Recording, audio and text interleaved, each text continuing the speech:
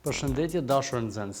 Jemi me lëndën Teknologji me TIK të klasës së 8, me mua arsimtarin e lëndës Agron Gashi. Njësia sot me mësimore është llogaritjet në programin Excel. Fillimisht kur kemi biseduar për programin e Excelit, kemi thënë që programi Excel krijon mundësi të ndryshme të llogaritjeve, të shtimeve tabelare, po ashtu të insertime ose programeve grafike. Atëherë, në këtë rast, kemi si temë llogaritjet në programin Excel. Do të mësojmë se si të llogarisim nëpërmes qelive të ndryshme në programin Excel. Si rezultatet nxënës të njësisë mësimore janë: ju duhet të shpjegoni formulat kryesore për llogaritje në Excel, si dhe të krahasoni funksionet me operatorët aritmetik.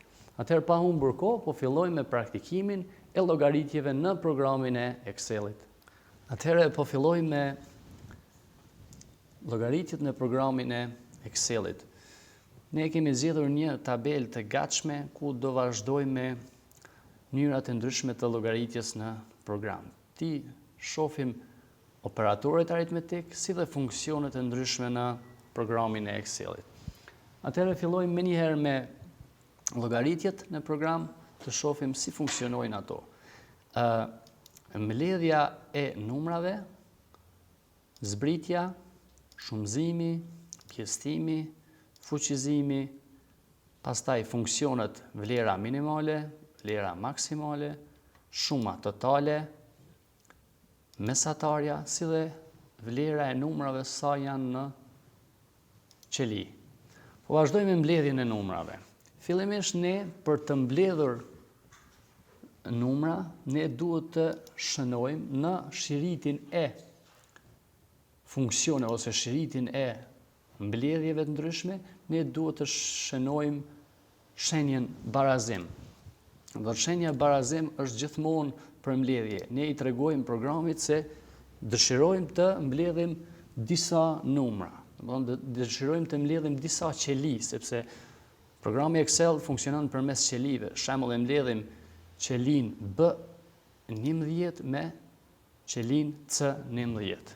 Mund të mbledhim vetëm me numra, mirë po na zakonisht në programin Excel praktikojmë ti mbledhim qeli të ndryshme që përbrenda përmbajnë numra të ndryshme. Atëherë, mbledhja e disa numrave, ne po i shënojmë disa numra të çfarë doshëm.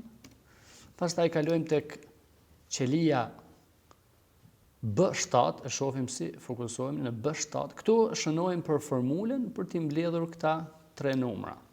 Atëherë, fillimisht shënojmë barazimin. Për çdo llogaritje duhet të shënojmë barazim. Varësisht çka është mbledhje, zbritje, shumëzim apo ndonjë funksion tjetër, ne shënojmë simbolin e barazimit, ti tregojmë programit që jemi duke llogaritur një shumë të çfarë dëshmë. Atëherë, mbledhja e këtyre tre numrave bëhet duke shënuar barazim, pastaj me tastin e majt e minut rregullojmë qelulat që dëshirojmë t'i mbledhim.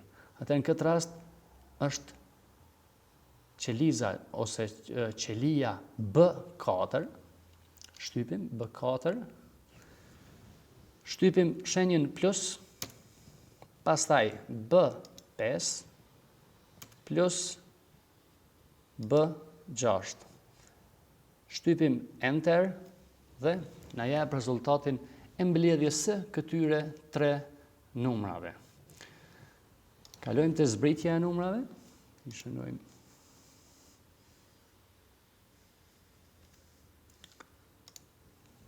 Kemi dy numra në këtë rast, i zbritim. Shënojmë barazim, gjithmonë, zgjedhim C4, qelin C4, shenjen minus C5, do të thotë duhet të zbresim numrat C4 minus C5. Shtypim Enter, na jep rezultatin cilin e kryen këtë funksion, do të thotë 5 minus 2, 3. Nëse i ndryshojmë këta numra, e shohim se ndryshon edhe poshtë rezultati. 5 minus 1, 4. 7 minus 1, automatikisht ndryshon rezultati poshtë. Të shumëzimi, sërish, mënyra e njëjtë, barazim do të thotë, apo shënojmë disa numra. 5, 2. Shohim dy numra se i kuptojmë më lehtë kështu. Shënojmë barazim. Qelia D4, shumëzimi shënohet me shenjen ylli dhe mund ta gjejmë në tasjer duke shtypur shift edhe numrin 8. Domethënë, kombinimin në tastier shift 8 na jep shenjen e yllit, që është edhe shenja e shumëzimit tek operatorët aritmetik në Excel. Kemi zgjedhur D4 herë D5, enter, na jep rezultatin 10, do të thotë 5 herë 2, 10. Mënyra të njëjta shkojnë te pjesëtimi te fuqizimi, vetëm se dallon simboli. Në këtë rast te pjesëtimi po e shënojmë një numër 8, 4, shenja barazim, zgjedhim qelin në të cilën është vendosur numri 8, do të thotë është vendosur në E4. E shohim edhe tek shiriti formula ose na tregon cilën qeli jemi. E8, shenjën e thyesës, pjesëtimit. Do thonë E5, shtypim enter do të thotë 8 pjesëtim për 4, 2. Kalojmë edhe te fuqizimi. Zgjedhim një numër, 2, 3, shenjën e barazimit, zgjedhim qelin që është vendosur numri 2, fuqizimi vendoset duke kombinuar tastet shift dhe 6. Shift 6, shenja e fuqizimit, edhe qelia F5. Shtypim enter, thotë e dyshi në fuqin e tretë është 8. Fuqizimi i numri 2 me numrin 3. Kalojmë pa humbur kohë te funksionet. Funksionet janë disa dhëna të cilat neve na ndihmojnë në kryerjen e llogaritjeve të ndryshme në programin Excel. Fillimisht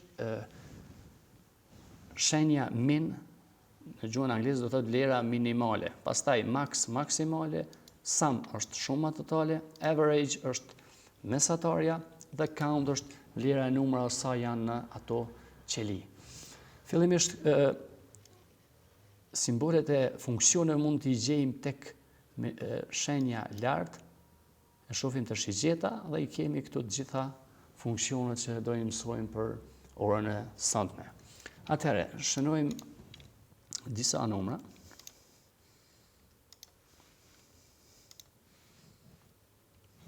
Tani këtu do ta gjejmë vlerën minimale të këtyre numrave. Fillimisht zgjedhim vlerën minimale, shohim komanda min të këtyre, do të thotë na jep në mënyrë automatike të gjitha qelit që dëshirojmë të zgjedhim vlerën minimale.